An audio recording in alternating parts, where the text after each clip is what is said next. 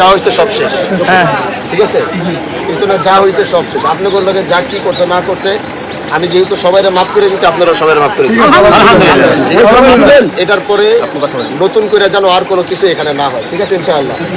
আল্লাহ আমাদেরকে শক্তি দিতে, সব দিছে, কিন্তু এগুলো মানুষের উপরে অন্যায় করার জন্য না, এগুলো গরিবের পাশে দাঁড়ানোর জন্য। আমরা জনগণের ভোট নিয়ে পাশ করছি, এদেশের গরিব মানুষরা মাথা উঁচা করে বাঁচবে, এটাই আমাদের চাওয়া। এজন্য নতুন করে আমার দলের কেউ না, অন্য দলের কেউ না, কেউ কারো কোনো উস্কানিমূলক কিছু না কইরা ন্যায় এবং নীতিভাবে কিভাবে চলা যায়, সমাজ প্রতিষ্ঠিত করা যায়, সেটা নিয়ে সবাই কাজ করবেন, ঠিক আছে। আর আল্লাহ সবাইকে একসাথে থাকার তৌফিক দেয়। আর এটা নিয়ে আমরা কোনো ধরনের কোনো ফিতনা ফাসাদ আমরা করবো না, ঠিক আছে ইনশাআল্লাহ। কেউ কারো নিয়ে কোনো অভিযোগ দেবো না, কিছু না। আমাদের সময় এখন অনেক অনেক বছর আছে। প্রথম পানি ঘোলা করবেন না, মানুষকে মাফ করা শিখতে হবে। আন্তরিকতা আর ভালোবাসা দিয়া মানুষের মন জয় করতে হবে। যারা অন্য দলের রাজনীতি করছে তাদের সাথেও ভালোবাসা আচরণ করেন। তারা অন্য দলের রাজনীতি হয়তো দলের কারণে করছে, আপনাদের ভালোবাসার কারণে দেখবেন তারা আমাদের এখানে এসে আমাদের সাথে কাজ করবে।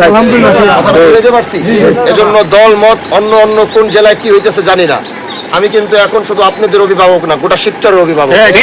এখানে যারা যে দল করছে আমার বিরুদ্ধে, আরো অনেকে ভোট দিছে আমার বিরুদ্ধে, অন্য দলের সাথে ছিল, তার মানে এটা না যে তাদেরকে আমি দূরে সরাই দিব। এটা আপনাদের মাথায় রাখতে হবে।